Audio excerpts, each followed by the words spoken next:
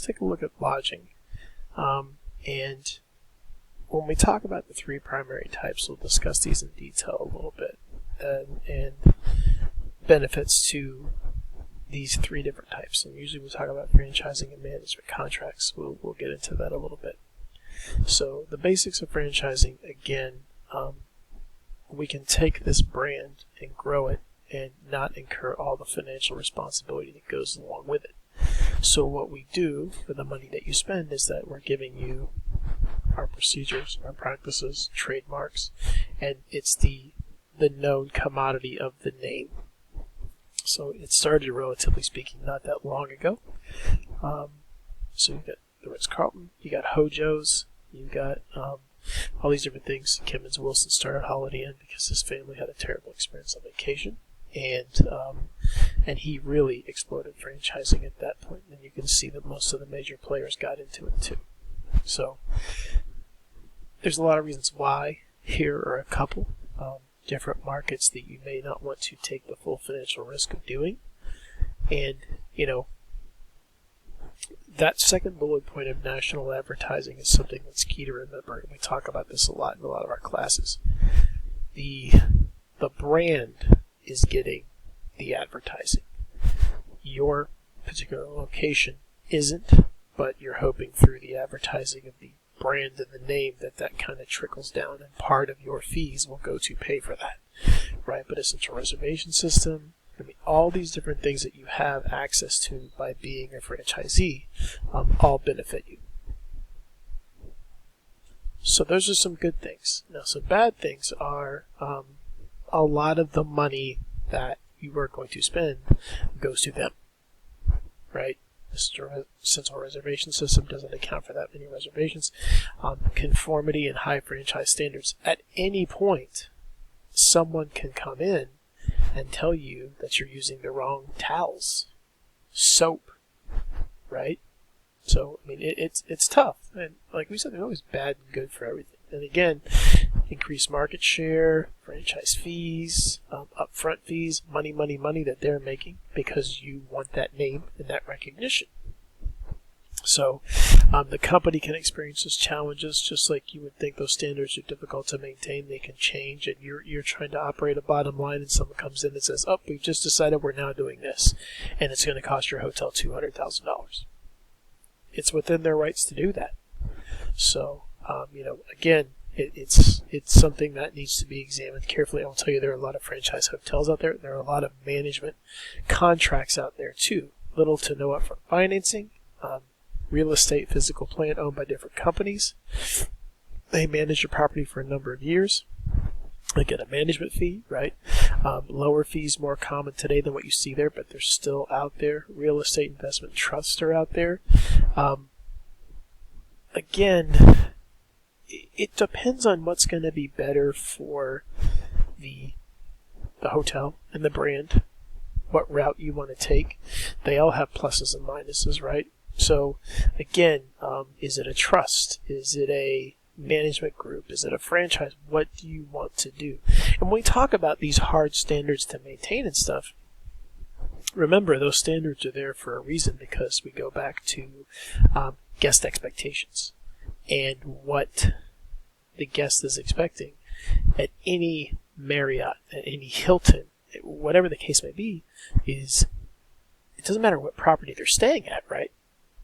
Or what property that falls within that specific umbrella, if it's a choice hotel, if it, you know what I mean? So that's important to maintain that from a organizational standpoint, and that's why they're so strict. We're not changing things up just to be jerks about it, right? We have a reason for doing everything, because there's a lot of ramifications to doing that. Changing soap, for example. So you have to think a lot about that as you're doing all this stuff. Classifications, AAA, diamond ratings, Forbes Star Awards, if that stuff means stuff to you. It would be great for your property to get one of those classifications.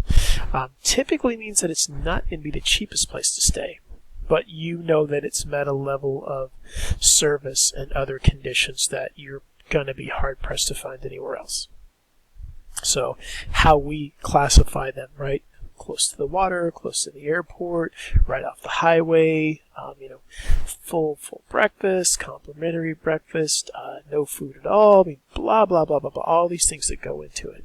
So these are some more generic types of definitions of hotels, very broadly based, obviously.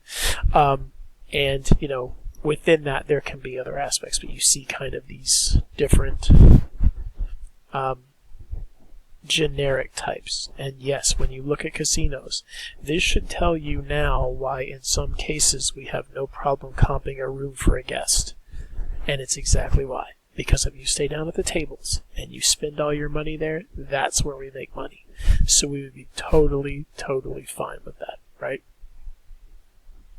Convention hotels, all these things that are going on when you have 3,000 people in town for a conference, and again, is it going to be full service or do you really not care, right? It's like I'm driving across the country and I want to pass out because I've been driving all day. That is what I want, is a bed, right? And so extended stay, I'm here for a contract for the next 6 weeks. We're working on building this new facility. It's going to take us 3 months, and then it just keeps going and going and going and going. Airbnb, vacation rental, condo hotels, different things. Condominiums and condo hotels, you will see those quite a bit in South Florida, and sometimes they're together, sometimes they're separate.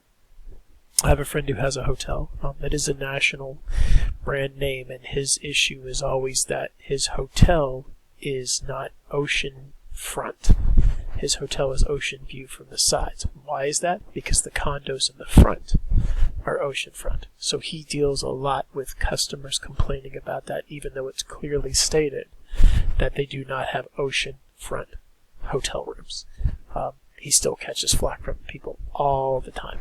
And I can tell you the price that they charge for the condos, you have to, that's a balancing act.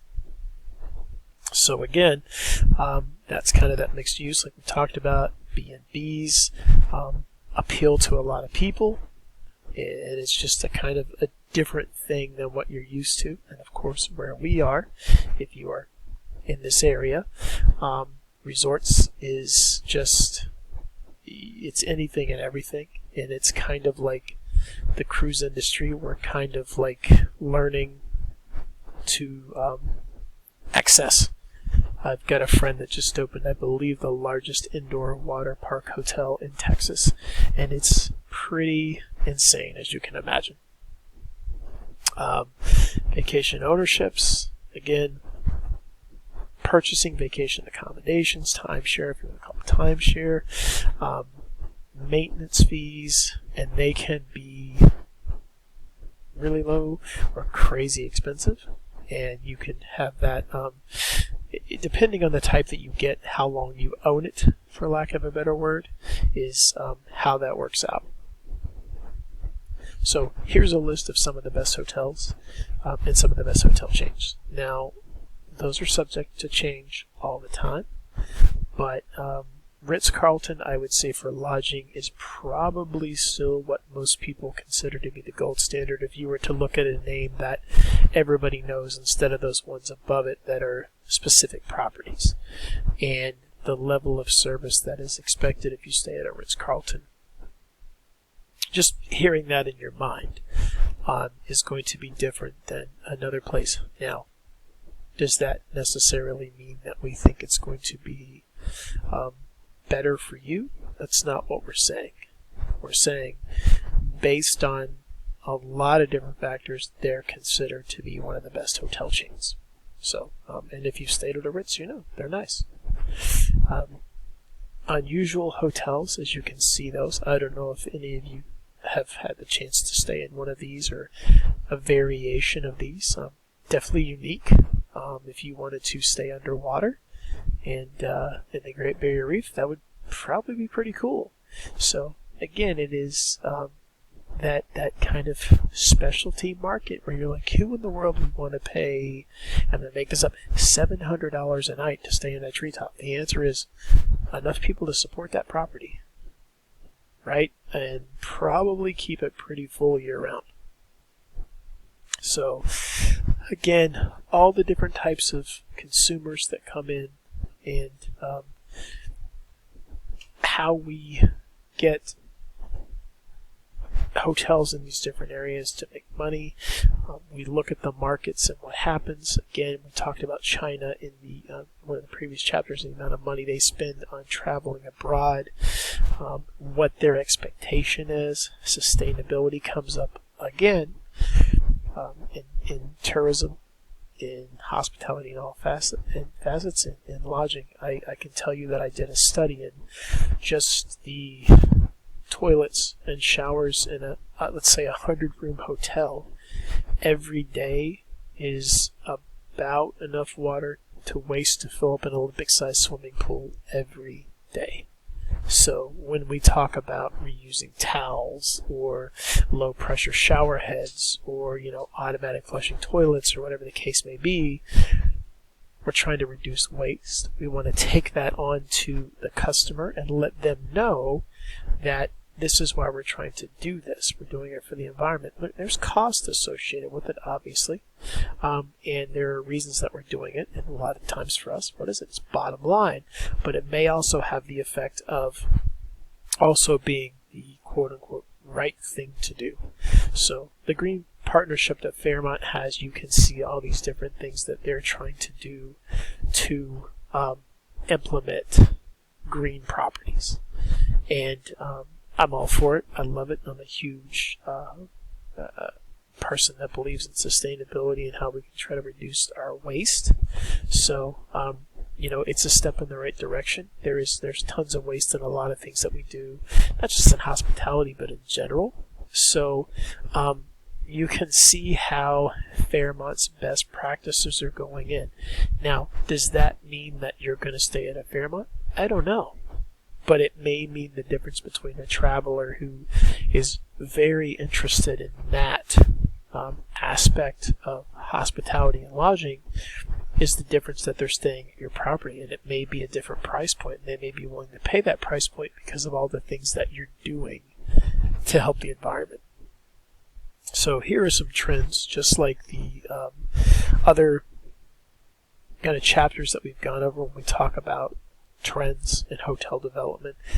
It is things that you can look up. I will tell you, if you look down there and you see increased number of spas, I can remember when the spa was like, well, I mean, we don't even really need one, I guess not, and now they're becoming these very expensive, very elaborate, almost centerpieces that are part of these hotels where it's like, it's a focal point. Hey, I want to stay there because I've heard that their spa is phenomenal, and while I get away for this bachelorette party or this, couples retreat or whatever, we want to have a spa day and we want to be able to do A, B, C, D, and E. And a lot of these packages are incredibly expensive. So that's just one aspect of hotel development where it wasn't that long ago where people were like, I don't think we need spas anymore.